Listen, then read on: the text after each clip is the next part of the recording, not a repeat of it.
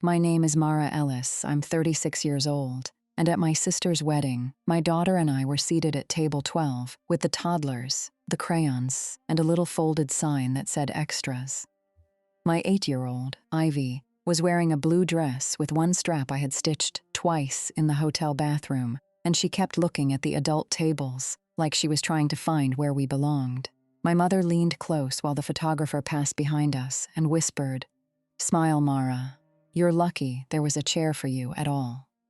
Across the ballroom, my sister Lena stood under a chandelier at the Larkspur Grand Hotel. Touching Grandpa Theo's old ring like it had always been hers. That ring had disappeared from hospice 3 days before he died. By then, I had already seen enough bank records to know the seating chart was not the worst thing my family had done to me. There was a file on my phone, 46 seconds long, sent by a nurse no one in my family thought mattered. I did not know yet exactly how many people in that ballroom would hear it before the first dance. I only knew that my daughter had just asked, in a voice small enough for me to feel it in my ribs, "Mom, why does Aunt Lena get Grandpa's ring?" I didn't answer right away. I looked at Lena's throat, at the thin gold chain resting above the lace of her wedding dress, and then at my mother's hand pressing down on the back of my chair, as if she could keep me there by touch alone. The ballroom was beautiful in the expensive way that makes people careful with their faces. White orchids spilled out of tall glass vases. Champagne glasses were stacked into a tower near the marble bar. Each place setting had a gold-rimmed charger and a linen napkin folded like a little fan, except at table 12, where the napkins were paper, and the centerpieces were jars of washable markers.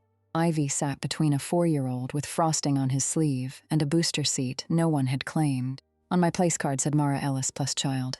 Not Ivy, not family, not sister of the bride Mara Ellis plus child. That detail stayed with me. Lena's new husband, Marcus, stood near the head table holding a glass of champagne. He was smiling, but not the way he had been smiling during the ceremony. His eyes kept moving between Lena, my mother, and me. I could tell he had noticed something was wrong. He just did not know yet that the first dance music was not going to be the thing people remembered. My phone buzzed inside my purse. I did not take it out immediately. I let my mother finish smiling at a guest over my shoulder. I let Lena laugh too loudly at something one of her bridesmaids said. I let Ivy pick up a purple crayon and draw a small square around her own place setting, as if she could make a border where one had not been given. Then my phone buzzed again. The message was from Rosalie Pike, Grandpa Theo's hospice nurse. She had written only 7 words. She said it out loud. "Your call. Welcome back to, by then I knew, where the people who were told to keep the peace finally tell the whole truth. If you have ever been treated like the backup plan in your own family, or invited only because someone still wanted access to your labor, your money, your silence, or your child, this one is for you. Leave a comment with where you're listening from, and if this story sounds familiar in a way you wish it didn't, stay with me. Because sometimes the smallest item on a table, a place card, a ring, a folded receipt, becomes the thing that proves you were never imagining it. I was 10 the first time my mother told me I was old enough to understand. That was her favorite phrase for me. When the electricity bill was late, I was old enough to understand. When Lena needed new tap shoes and I needed winter boots, I was old enough to understand. When my father stopped showing up on Saturdays after the divorce and my mother cried in the laundry room with the dryer running, I was old enough to understand. Lena was 5 then. She had curls, dimples, as in a way of crying without tears that made adults move toward her. I learned early that if Lena was upset, the house changed shape around her. Lights softened, voices lowered. Someone found money. Someone canceled plans. Someone blamed me if I was standing nearby. I was not abused in the obvious ways people know how to name. I had a bed. I had food. I went to school. My mother came to parent-teacher conferences if she remembered. But there was a kind of childhood where you are not beaten down so much as used up. By 11, I knew which envelopes could wait and which ones made my mother press her lips together. By 12, I was packing Lena's lunch because Mom said she was exhausted. By 13, I was walking to the pharmacy with exact change for Mom's migraine pills. By 14, I had learned to say, "It's okay," before anyone asked if it was. Grandpa Theo was my mother's father, and he was the only adult in our family who seemed bothered by how easily everyone leaned on me.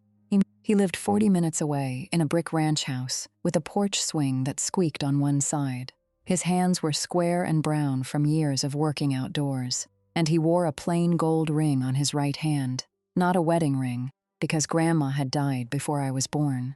He said the ring had belonged to his father, then to him, and one day it would go to someone who understood what it meant to keep a promise. When I was 15, he took me to a diner near his house and ordered 2 pieces of pecan pie, even though it was 10 in the morning. He slid a folder across the table toward me. It was blue, with my name written in black marker across the tab. Inside were papers I did not understand then: trust documents, account statements, a letter in Grandpa's blocky handwriting. "This is for school," he said. "College, training, whatever gets you a life that belongs to you."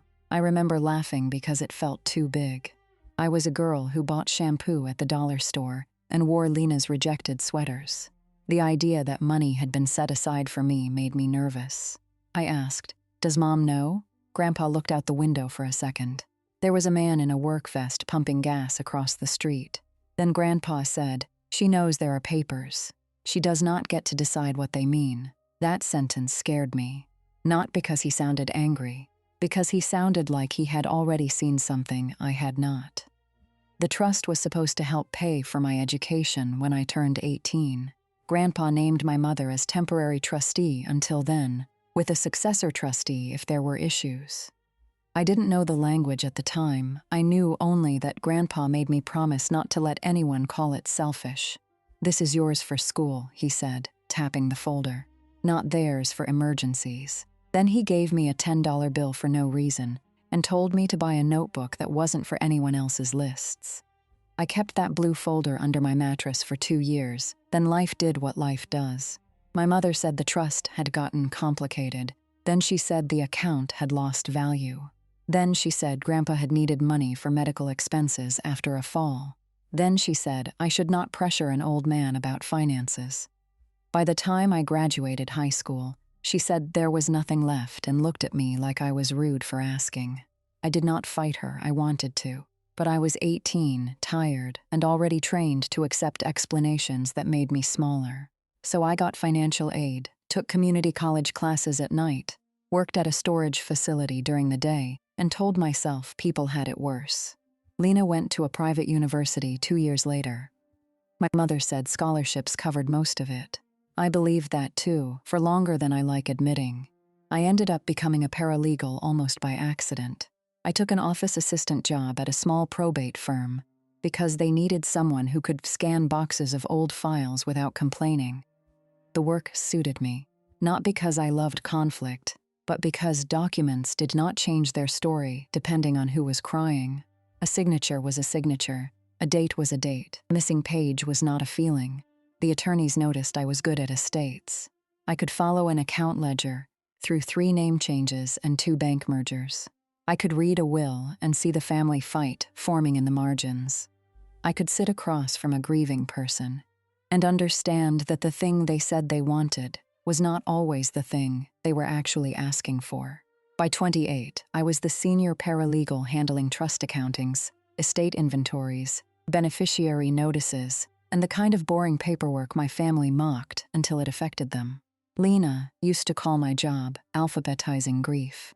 She said it once at Thanksgiving while I was helping my mother carry dishes to the table. Everyone laughed a little, because Lena had a way of making cruelty sound like wit. I laughed too. That was easier. By then I was married to a man named Chris, who had already started looking through me when I talked. When our daughter Ivy was 2, Chris left for someone he called less complicated, and my mother said, "Well, you always did make things harder than they had to be." Lena sent me a crying emoji and asked if she could still borrow my folding chairs for her birthday brunch. I wish I could say that was the moment I stopped showing up. It wasn't. I still babysat Lena's dog when she traveled. I still drove Mom to appointments when she said her vision was blurry. I still paid the overdue water bill once because Mom said she was between deposits and Lena was too stressed with grad school. I still brought Ivy to family dinners where my mother called her the baby, because remembering her name seemed optional. I became useful in a quieter, adult way. Tax questions, lease forms, estate paperwork after Grandpa went into hospice. Vendor contracts when Lena got engaged. Last-minute pickups, Cash App transfers no one mentioned again. Lena was 31 when she got engaged to Marcus Walsh. Marcus came from the kind of family that owned matching luggage.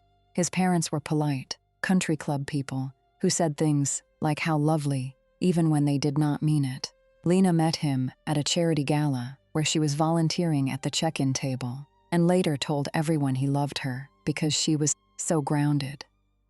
The wedding planning began before the engagement photos were even back. My mother acted like the wedding was a coronation.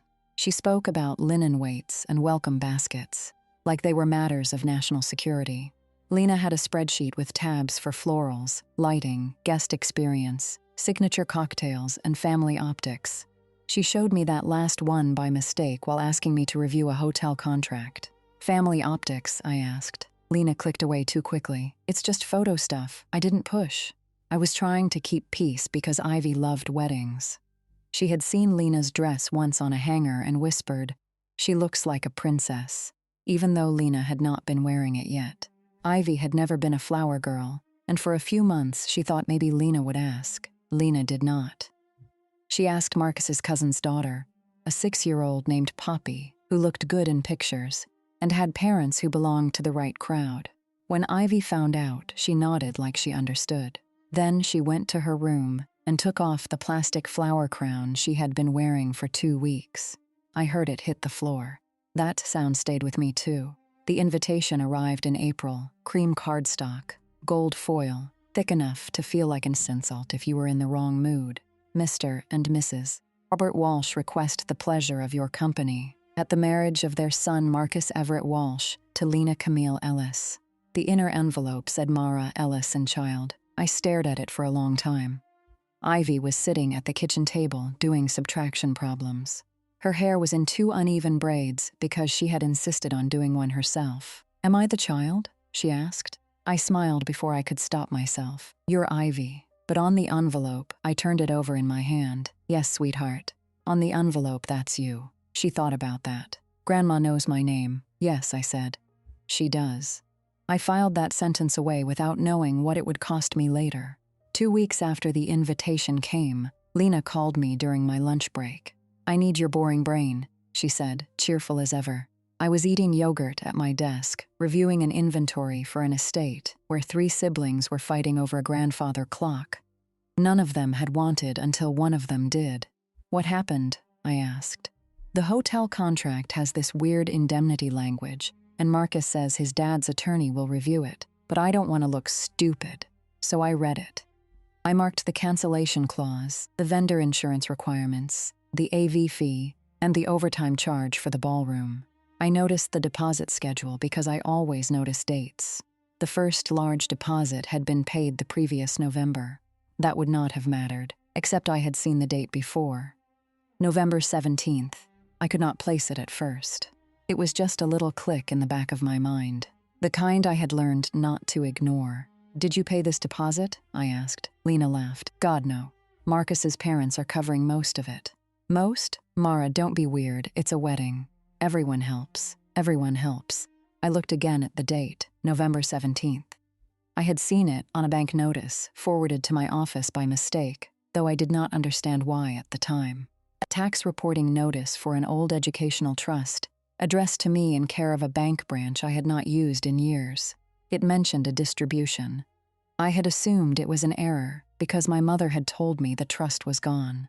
The notice was still in my desk drawer. I did not say anything to Lena. I told her where to initial the contract and hung up. That evening, after Ivy went to bed, I took out the notice and read it again. The trust name was there in small print.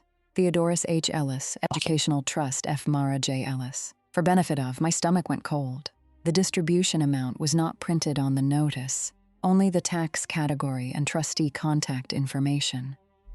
My mother's name appeared in the trustee field, which made no sense because I was 36, and she should not have been acting on anything for me by then. The date was November 17th. I sat at my kitchen table until the ice melted in the glass beside me. Then I scanned the notice into a folder on my laptop and named it Theo Trust Question. I did not sleep much that night. The next strange thing happened at Lena's bridal shower. I was not invited to the planning brunch, but I was invited to attend, which my mother described as being included, as if inclusion were something I should thank her for in installments. The shower was at a tier room with fake ivy on the walls and sandwiches cut into triangles. Ivy had a birthday party that day, so I went alone. I brought a gift from the registry, a set of linen napkins that cost more than my weekly grocery bill. Lena opened them and said, "Oh, good, the practical one." Everyone laughed. Then she stood to hug me and I saw the ring. Grandpa Theo's ring. It hung from a delicate gold chain around Lena's neck, resting against her pale pink dress. For a second, the room narrowed. I remembered Grandpa's hand on the diner table, the ring tapping once against the blue folder, the way his fingers had grown thinner in hospice, until Rosalie wrapped gauze around one knuckle to keep the ring from sliding. After he died, my mother said the ring had been misplaced during care. She said it gently enough that I believed her grief had made her careless. I even helped search his hospice drawer. Lena touched the chain when she saw me looking. "Something old," she said. My mother's eyes moved quickly from Lena to me. I asked, "Where did you find that?" The room quieted in that hungry way rooms do, when people sense family trouble but want to pretend they don't. Lena blinked. "Grandpa gave it to me." "No," I said softly. "He didn't." My mother stepped between us with a smile. "Mara, not here. That was always the rule. Not here, not now, not in front of people, not when Lena is happy. Not when Mom is tired, not when Grandpa is sick, not when the bills are due, not when the truth would inconvenience someone else." Lena's face changed for half a second. Not guilt exactly, more like irritation that I had noticed something she had expected me to absorb quietly. Then she tilted her head. "You don't have to make every family memory about what you didn't get." I looked at my sister, her manicured fingers resting on a ring our grandfather had worn for 30 years. And I felt something in me go very still. Not calm, not yet, still. I left the shower early. My mother texted before I reached my car. "You embarrassed your sister." I sat behind the wheel and typed 3 different replies, then deleted all of them. When I got home, Tessa Nguyen was sitting on the front steps of our building with Ivy, both of them eating popsicles. Tess lived downstairs and taught after-school art at Ivy's elementary school. She had short black hair, wire-framed glasses, and a habit of fixing practical problems before anyone had to ask. She was the kind of person who carried safety fee pins, granola bars, and a phone charger that worked with every device. Ivy ran up to me sticky-handed. "How was the princess party?" I looked at her face and could not tell her. "It had tiny sandwiches," I said. Tessa stood and gave me one quick look. She did not ask in front of Ivy. She just said, "I made too much rice. Come down if dinner gets away from you." That was all. No demand, no performance, no price. Later, after Ivy was asleep, I went downstairs. Tessa put a bowl in front of me and waited until I had eaten 3 bites before saying, "Was it bad?" I nodded. She did not say my family was awful. She did not say I should cut them off. She did not turn my pain into advice. She said, "Do you need me to pick Ivy up the night of the rehearsal dinner?" That question almost made me cry, because it assumed I deserved help before I proved I was falling apart. 2 days after the shower, I got a Facebook message from Rosalie Pike. I had not spoken to Rosalie since Grandpa's funeral. She had been his hospice nurse for the last 6 weeks, and I remembered her as steady, tired, and kind in a way that did not make a show of itself. She called Grandpa Mr. Ellis even when he told her to call him Theo. She learned how he liked his blanket folded and that he hated grape-flavored medicine. Her message said, "Mara, I hope this is not intrusive. I saw a photo from your sister's bridal shower through a mutual acquaintance. She was wearing your grandfather's ring. I don't know what you were told about his last week, but I think there are things you should know." I read it 3 times.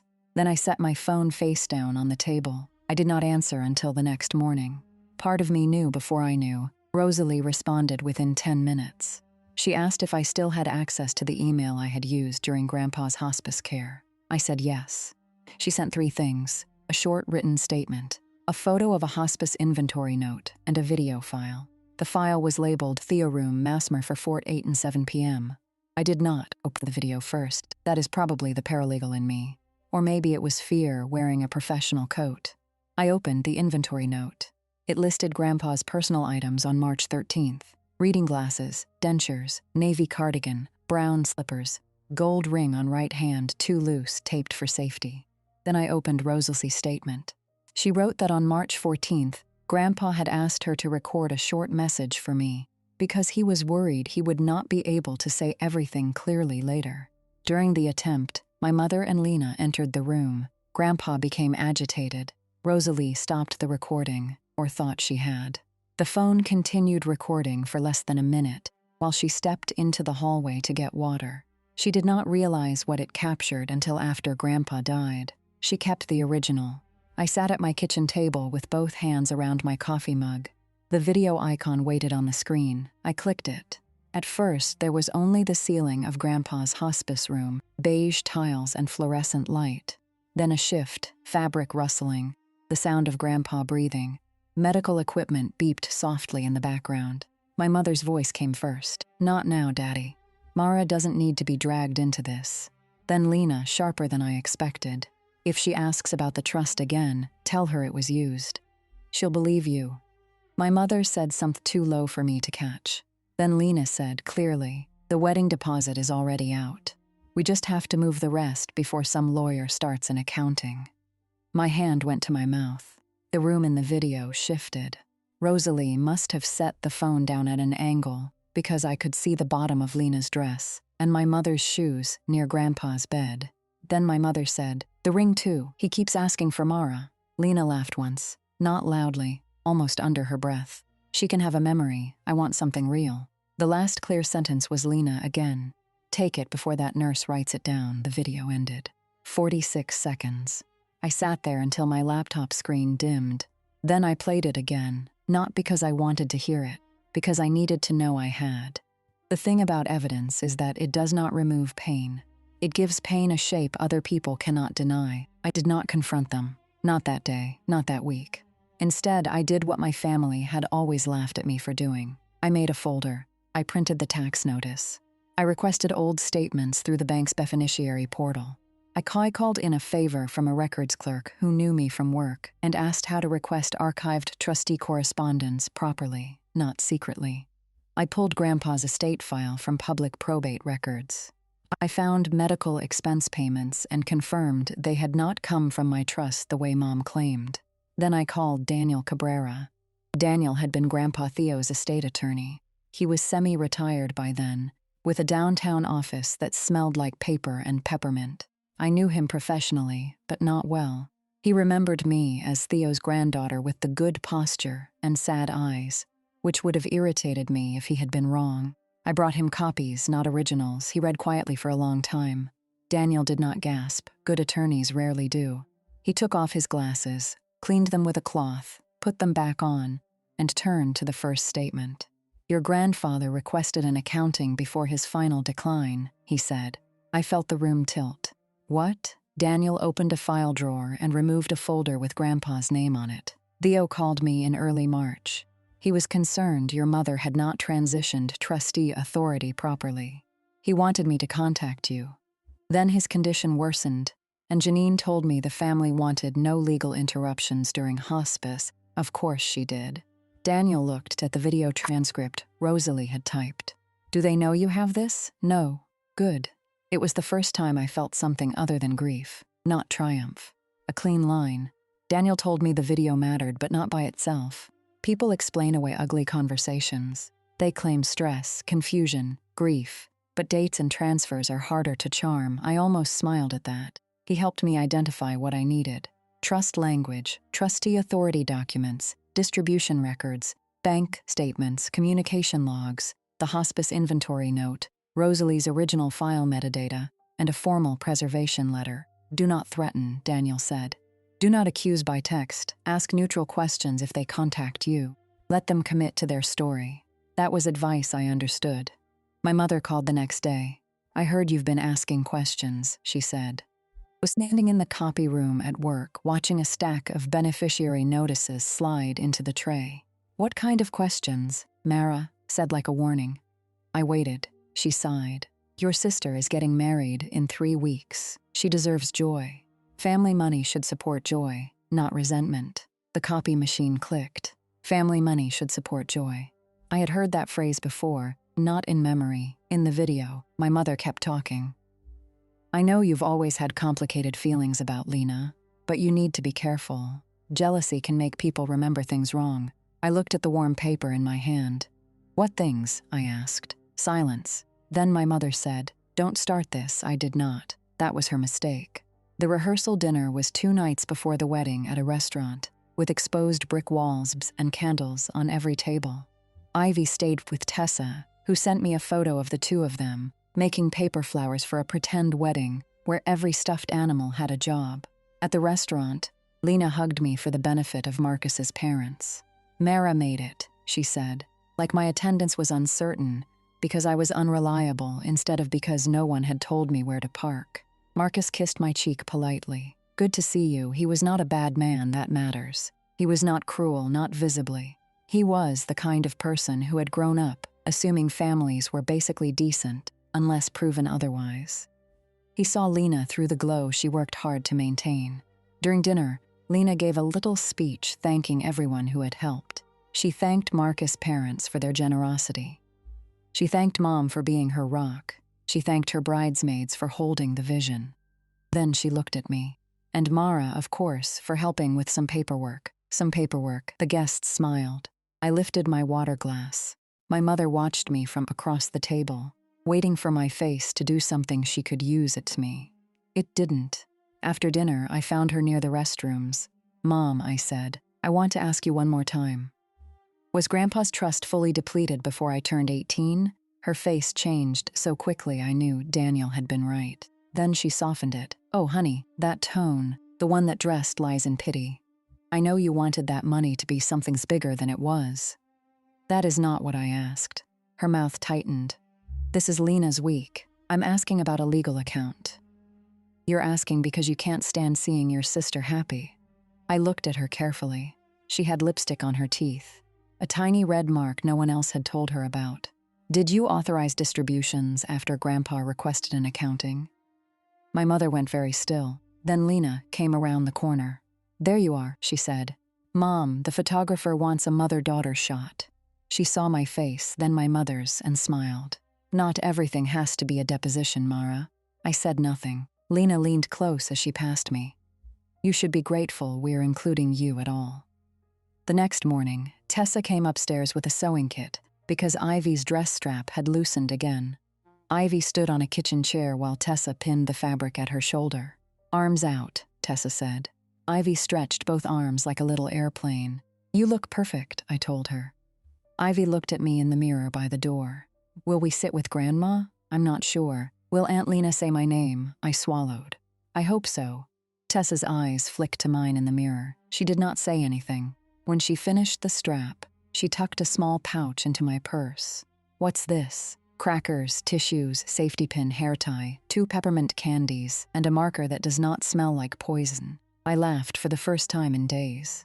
Tessa, wedding survival kit. I'm 36. Then you know weddings require supplies. She squeezed my shoulder once. Call me if you need a ride. No explanation required. I wish I could explain how much that sentence meant without making it sound bigger than it was. It was not a rescue. It was an open door. Before we left, I checked my folder one more time. The real documents were not in my purse. They were with Daniel. The video was backed up in 3 places. Rosalie had sent the original file metadata and would be at the reception because Marcus's mother, not knowing any of this, had invited her. Rosalie had also cared for Marcus's grandmother years earlier. That was the kind of coincidence people call fate, only after someone uses it correctly. I had not planned to play the video at the wedding. I need to be honest about that. I had planned to attend, watch, keep Ivy safe, and let Daniel's formal demand land the following Monday. I did not want my daughter's memory of a wedding to be a family explosion. I did not want a ballroom full of strangers hearing Grandpa's hospice room. I did not want to become the woman people whispered about near the cake table. But I had also learned something from years of reading estate fights. Private truth can be buried by people with public lies, so I made one arrangement. If Lena or my mother used Grandpa's name publicly to justify the ring or the money, Rosalie would send the file to the AV technician, who was a former student of her nephew and had agreed to hold it unless I gave one clear instruction. I hated that I had prepared that. I was grateful I had. The Larkspur Grand Hotel sat on a hill above downtown, all glass doors and polished brass. Valet attendants moved quickly around cars with ribbons tied to antennas. Ivy held my hand tightly as we walked inside. "You okay?" I asked her. She nodded. Her small hand was warm in mine. The ceremony was in a garden courtyard. Lena looked beautiful. I will not pretend she didn't. Her dress had long lace sleeves and tiny buttons down the back. Her hair was pinned low, and Grandpa's ring rested at her throat on that gold chain. When she passed our row, the ring caught the sun. Ivy saw it. Her fingers tightened around mine. Marcus cried when Lena reached him. His vows were simple and kind. Lena's were polished. She talked about family, legacy, loyalty, and how love meant building something from everything that came before. I watched my mother dab her eyes.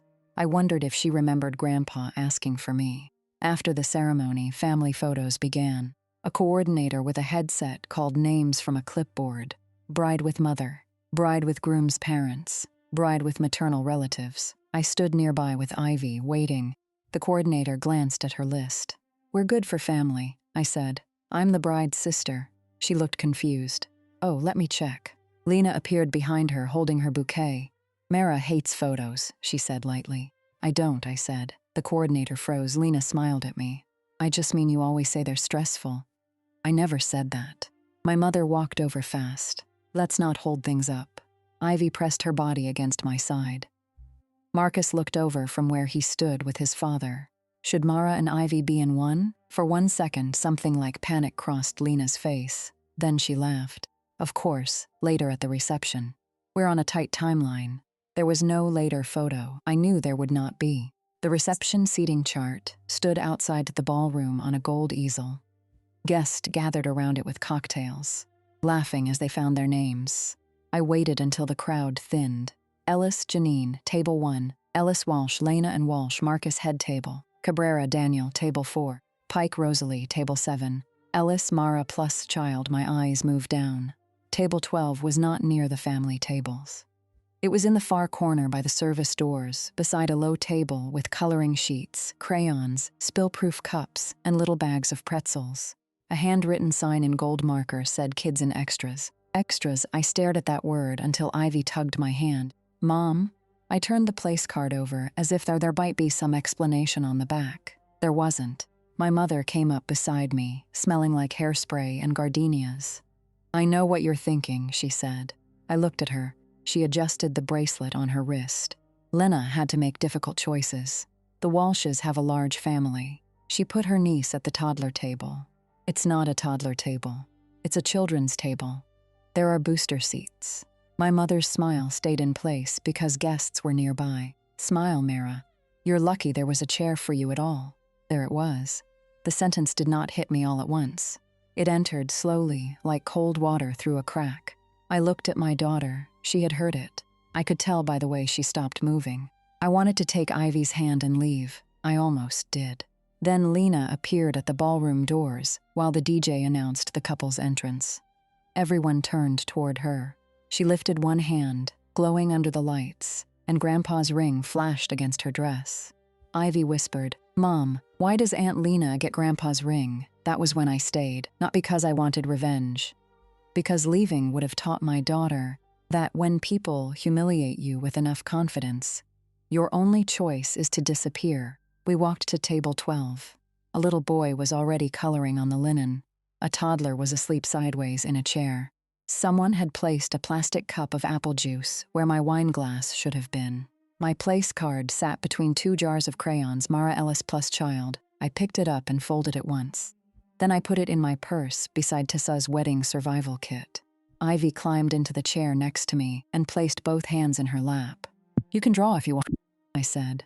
She shook her head. A waiter came by and asked if I wanted the chicken fingers or the buttered noodles. I looked at him. He looked at his list and flushed. "I'm sorry, adult entree? Salmon." "Of course." He hurried away. Across the room, my mother watched. She seemed satisfied that I had not caused a scene. Lena was laughing with Marcus near the champagne tower, one hand still touching the chain around her neck. Rosalie Pike sat at table 7 wearing a navy dress and low heels. Her gray hair was pinned neatly at the back of her head. She did not look at me for long, just once. Enough. Daniel Cabrera sat at table 4 with a folded program beside his plate.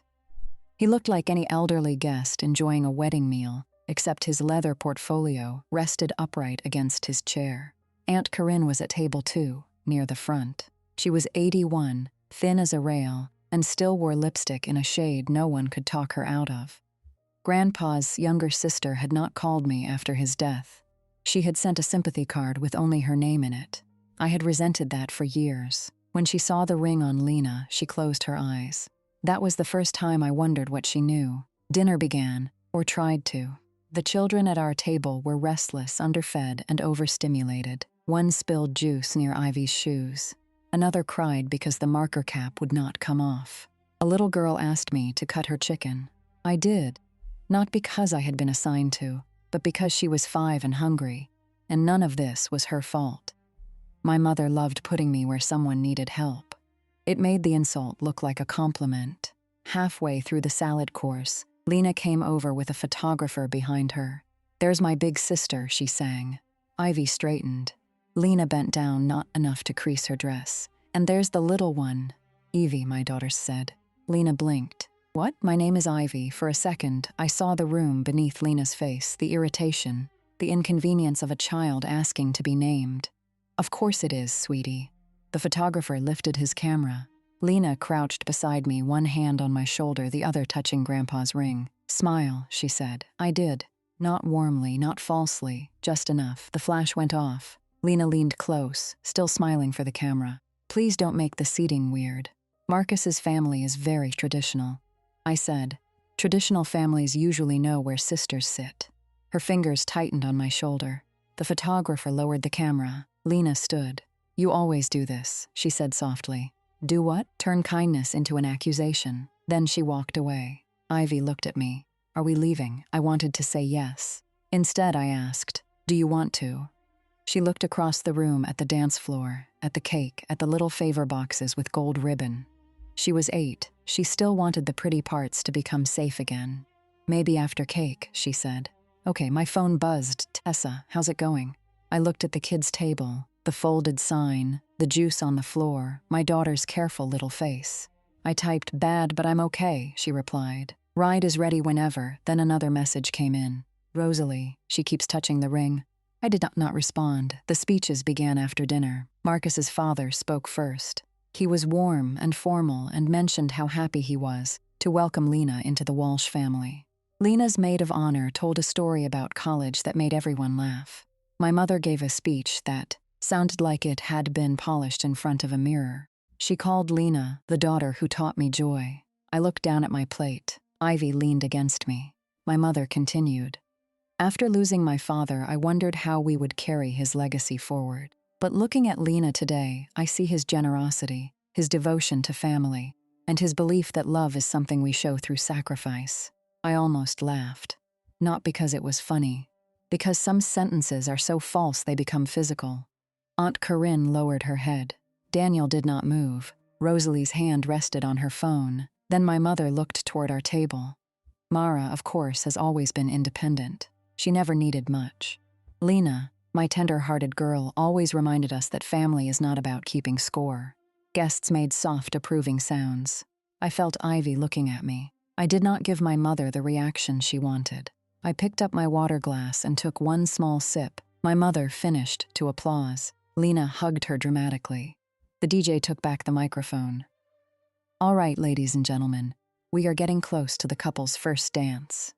But before that, our bride has asked for a special moment to honor someone who could not be with us today." My chest tightened. Lena stood. Marcus reached for her hand, but she took the microphone instead. "This is for my grandpa," she said. The room softened immediately. People love grief when it is pretty and well lit. Lena touched the ring at her throat. "He raised us to believe in family, in loyalty, in making sure the people you love are taken care of. I know some people in every family struggle with feeling left out or comparing blessings." My mother's eyes found mine. Lena continued. But Grandpa always told me not to let resentment steal joy. He gave me this ring before he passed because he knew I would honor what he built. And he believed family money should support joy, not bitterness. There it was, the phrase. Family money should support joy. Mara at table 12, Ivy unnamed, Grandpa's ring at Lena's throat. My trust turned into flowers, lighting, linen, and a ballroom full of people being asked to applaud theft as legacy. Lena smiled toward Marcus. So before our first dance, I want to say thank you to Grandpa Theo. I know he's here with us. My phone buzzed in my purse. I knew who it was before I looked. Rosalie had written. She said it out loud, "Your call." My hand did not shake when I typed back, "Play the video." That was all. I placed the phone face down beside my plate. For a few seconds, nothing happened. The DJ smiled uncertainly. Lena handed the microphone back and moved toward the center of the dance floor. Marcus stepped forward. The first notes of their song began, soft piano through expensive speakers. Then the projector screen behind the head table flickered. At first, I thought maybe the AV technician had changed his mind. Maybe he could not do it. Maybe I would still have to leave and let Monday handle what Saturday could not. The childhood slideshow disappeared. The screen went black, the piano music cut off. Someone near the bar laughed nervously, then the video started. The image was sideways at first, beige ceiling tiles, a fluorescent light, the corner of a white blanket, the sound of medical equipment beeping slowly in the background. Lena froze on the dance floor. My mother stood halfway from her chair. Grandpa's hospice room filled the ballroom. No one spoke. Rosalie's voice came first, soft and close to the phone. "Ellis, whenever you're ready." Then Grandpa, weak but clear enough to break my heart. "Mara should know where the papers." A door opened in the recording. My mother's voice cut in. "Not now, Daddy. Mara doesn't need to be dragged into this." In the ballroom, my mother whispered, "Turn it off." No one did. The phone in the video shifted. Fabric rustled. The image dropped lower, catching only the bed rail, Lena's shoes, my mother's hemline. Lena's recorded voice came through the speakers. "If she asks about the trust again, tell her it was used. She'll believe you." A sound moved through the room. Not a gasp exactly, a collective intake. My sister's face went white. On the recording, my mother said, "We have to be careful." Lena answered, "The wedding deposit is already out. We just have to move the rest before some lawyer starts an accounting." Marcus turned slowly toward her. The ring at Lena's throat seemed suddenly enormous. My mother's recorded voice said, "The ring too. He keeps asking for Mara." Lena on the screen laughed under her breath. "She can have a memory. I want something real." Ivy's hand into mine under the table. I held it. On the recording, Lena said the last sentence clearly enough for every guest, waiter, cousin, bridesmaid, and in-law to hear. "Take it before that nurse writes it down." The video ended. The screen went black. For several seconds, the only sound was a toddler at table 12 tapping a crayon against a plate. Then Lena said, "That's not." Her voice cracked. She tried again. "That is completely out of context." Rosalie Pike stood from table 7. She did not raise her voice. She did not look angry. That made it worse for them. "That is my recording," she said. "The original file is preserved. March 14th, 8:17 p.m. I was assigned to Mr. Ellis's room that night." My mother gripped the edge of the head table. "Rosalie, this is inappropriate." Rosalie looked at her. "No, Mrs. Ellis. Taking his ring before inventory was inappropriate." Aunt Corinne made a small sound near the front. Everyone looked at her. She pressed one hand to her chest and stood with effort. The man beside her tried to help, but she waved him away. "Theo never gave Lena that ring," she said. Lena's mouth opened. Aunt Pinker's voice trembled, but she kept going. "He told me after Mara's divorce that the ring was for her. He said she would understand what it meant when she was ready." I should have said something sooner. Her eyes met mine. "I'm sorry, Mara. I did not know what to do with that apology yet, so I only nodded once." Daniel Cabrera stood next. He moved slowly, using the table for balance, and picked up his leather portfolio. "Janine," he said. My mother flinched at the use of her first name. Daniel opened the portfolio. "Are you still claiming no distributions were made from the Theodorus H. Ellis Educational Trust after March 14th? My mother looked around the room like there might be a door built out of sympathy. "This is a family matter." Daniel's expression did not change. It became a fiduciary matter when funds moved. Marcus lowered his champagne glass. He had been holding it the whole time, untouched. He set it on the nearest table with such care that I heard the base meet the wood. "Lena," he said.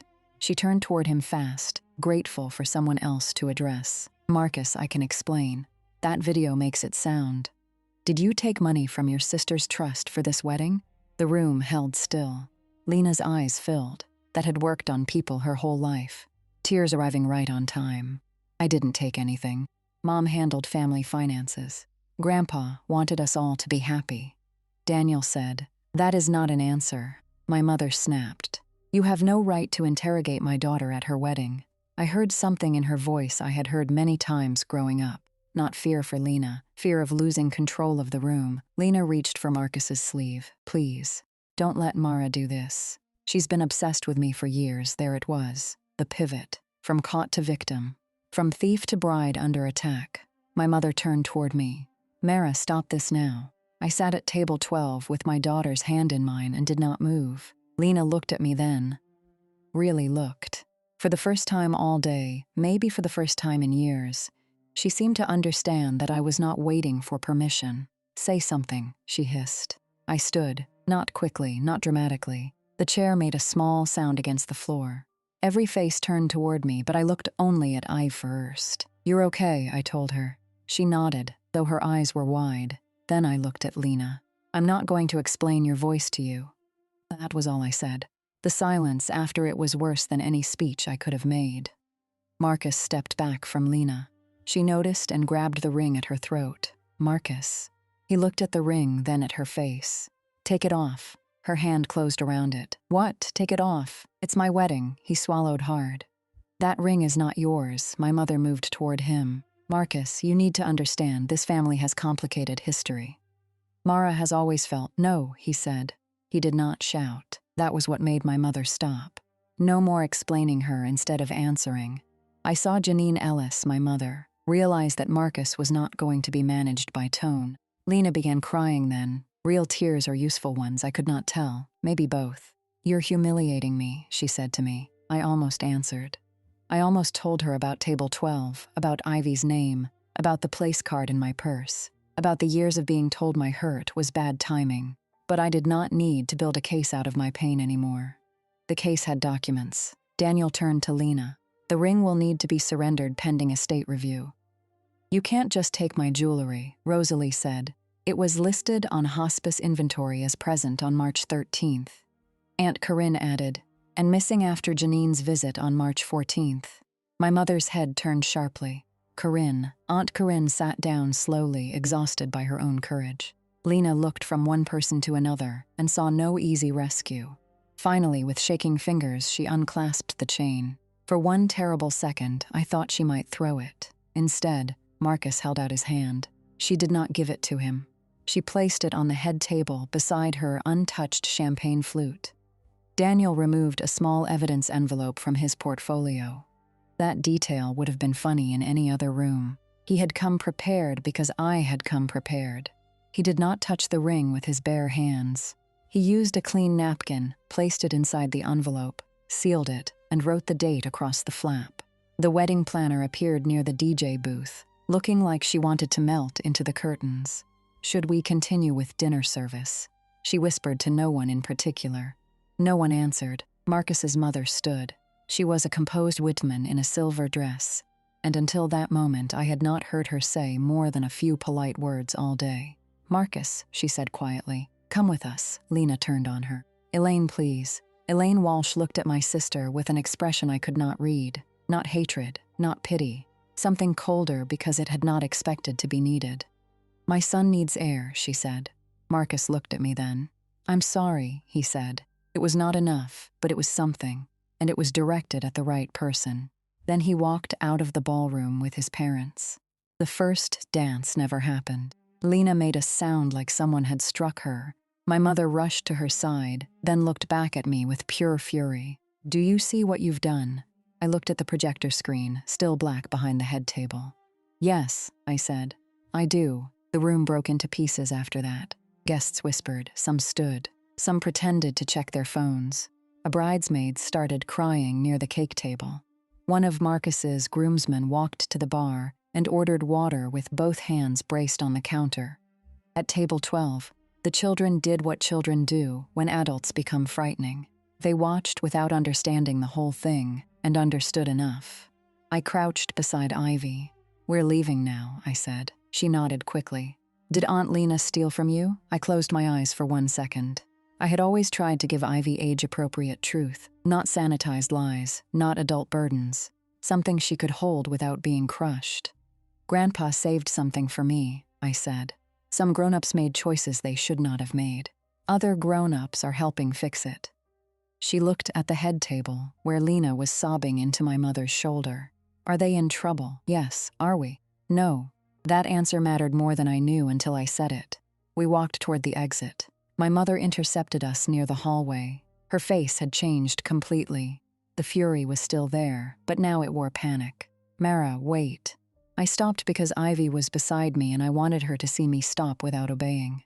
My mother lowered her voice. "We can fix this privately." I looked at her. The same woman who had whispered that I was lucky to have a chair now wanted privacy. The same woman who had watched my daughter sit by booster seats wanted dignity. The same woman who had let Lena wear Grandpa's ring in front of me wanted discretion. "You had years to do that," I said. She reached for my arm. "You don't understand what it was like. Your grandfather put pressure on me." Lena was struggling. "You were always so capable." I stepped back before she touched me. There it was again, capable. A prettier word for available. "I was a beneficiary," I said. "Not a backup account." Her face crumpled, but not into remorse, into fear. "Do not talk like a lawyer to your mother. I'm talking like someone who kept records." She glanced at Ivy, and for 1 second I thought she might soften. I thought she might kneel down and say my daughter's name. I thought she might realize that whatever she had done to me, she had just made a child watch it. Her lips parted.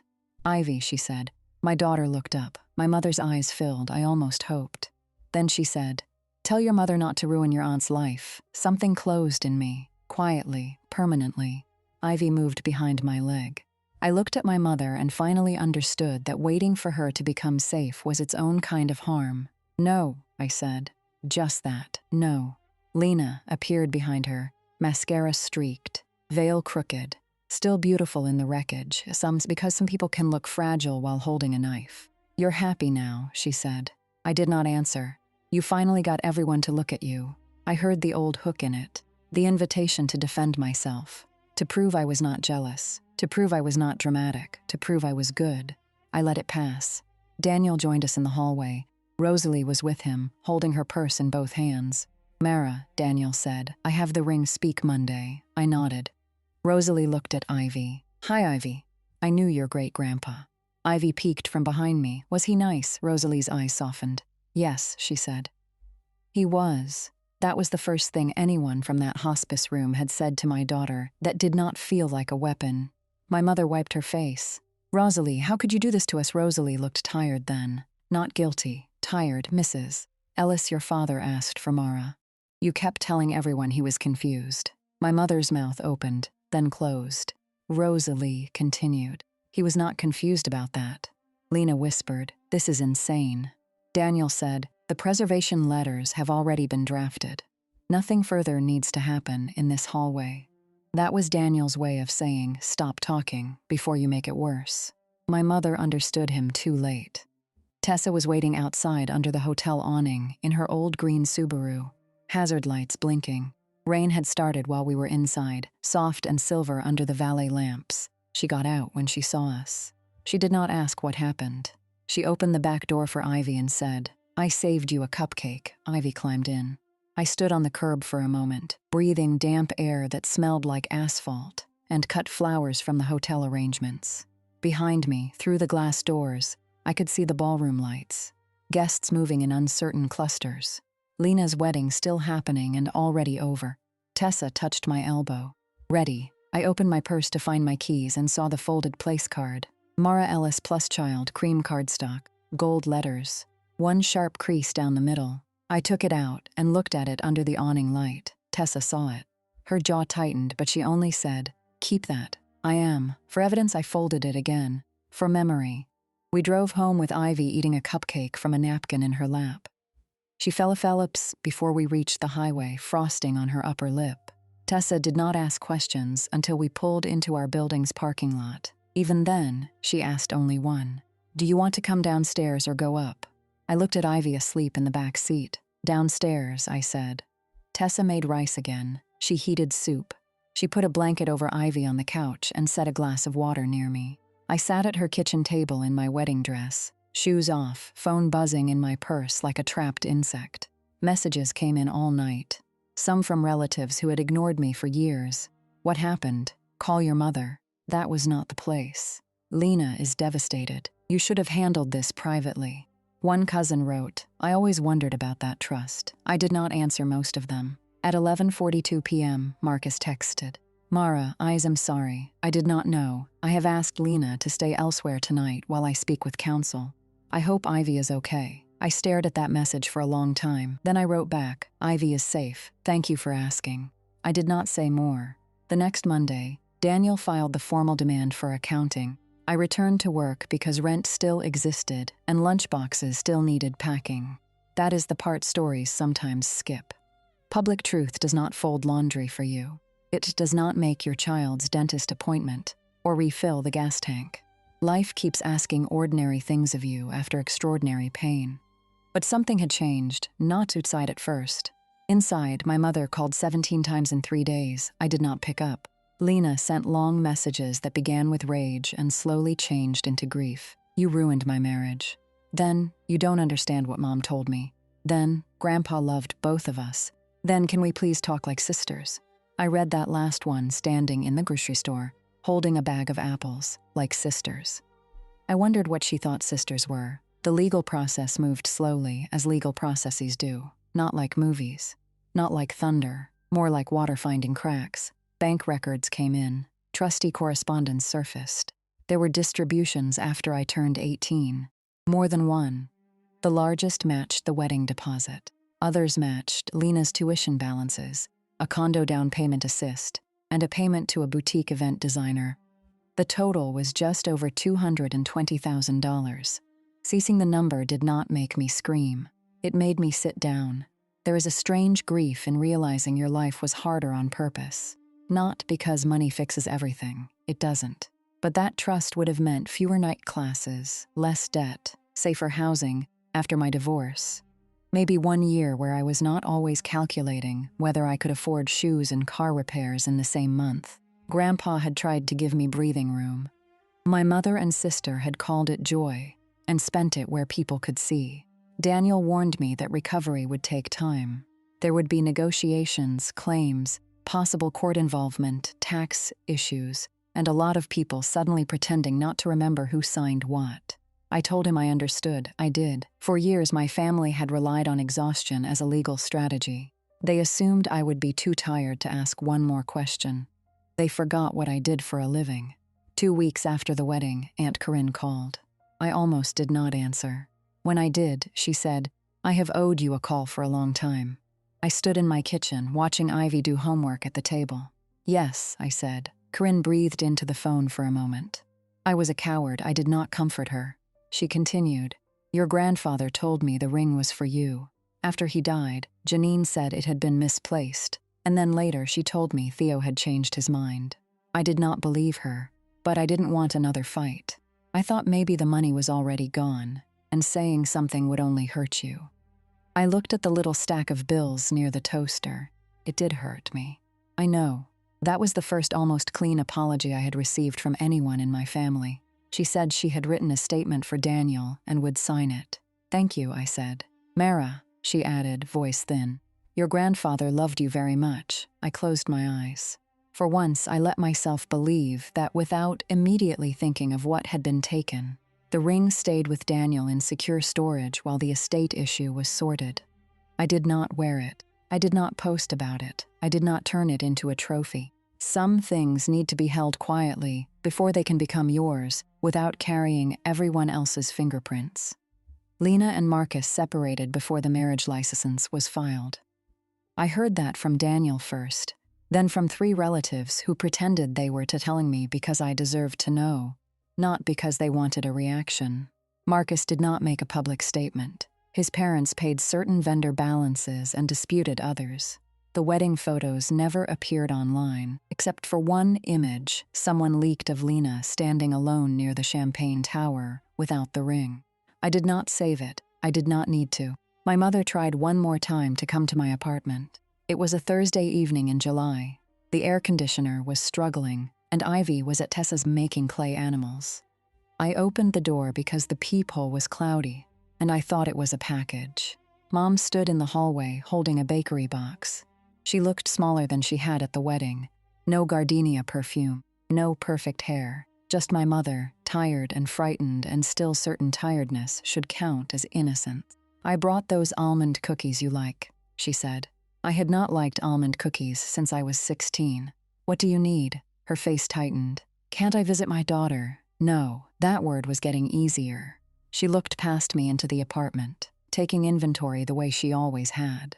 The shoes by the door, the school papers on the counter, the laundry basket near the couch.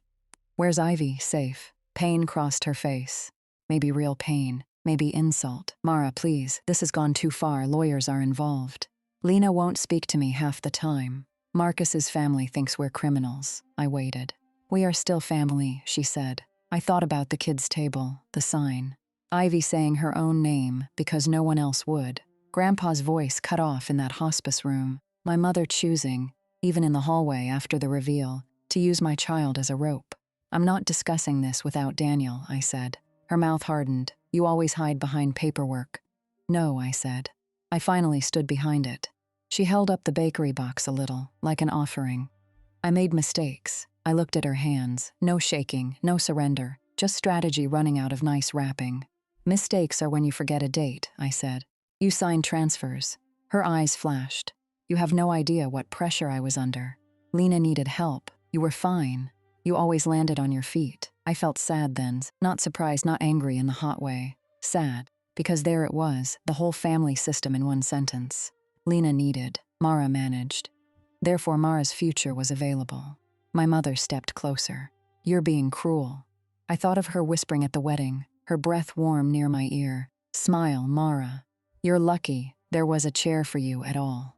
I looked at her and gave her the only final sentence I had left. "You were right about one thing, Mom.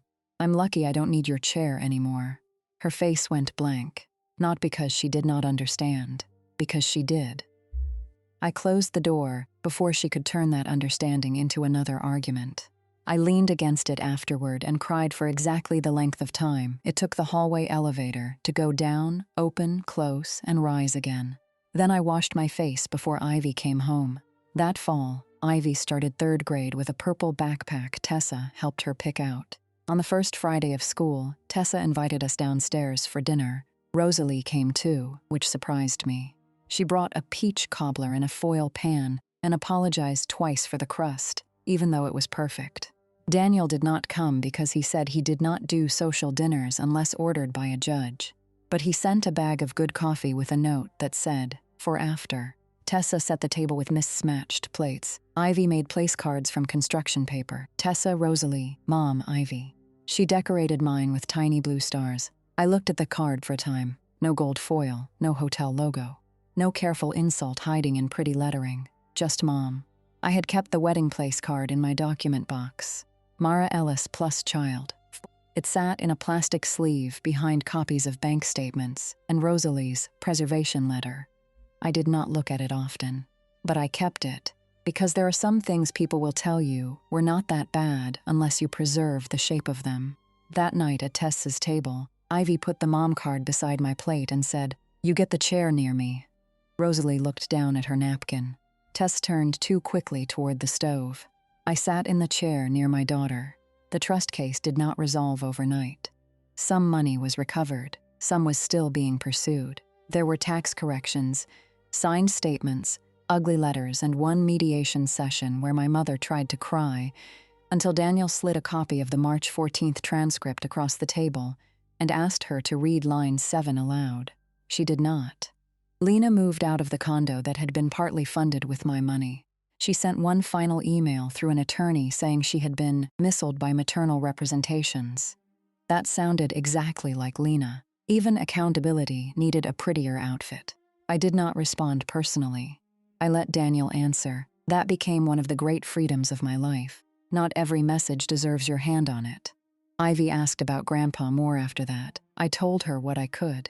That he liked pecan pie in the morning, that his porch swing squeaked, that he saved paper clips in a coffee can and wrote birthday cards 3 weeks early because he did not trust the mail, that he tried to help me before I knew how to protect what he gave. One Saturday, we drove to his old house. It had been sold years before, but the porch was still there. The swing was gone.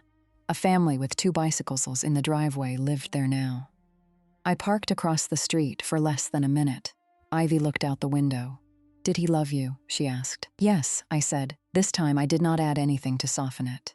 No but, no even though, no complicated family explanation, just yes, that was enough. I don't know what will happen to Lena. I don't know if my mother will ever say the truth without trying to dress it as sacrifice. I don't know if Marcus will think of that ballroom every time he hears piano music at a wedding. I know what happened to me. I stopped sitting where people placed me just because they printed my name on a card. I stopped translating cruelty into stress. I stopped teaching my daughter that being calm meant accepting whatever chair was left. And I learned that proof does not make the pain disappear, but it can keep liars from building a home on top of it. That is my story. A cream place card, a table marked extras, and a handmade card that just said Mom. If someone in your life only values you when you are useful, take this as your sign to look closely at the table they keep offering you. Notice who named you, who erased you, who made room without being asked, and who only called it family when they needed you quiet. If this story stayed with you, leave a comment. Tell me where you're listening from, and subscribe for more stories about the quiet moment when someone finally stops explaining themselves to people committed to misunderstanding them.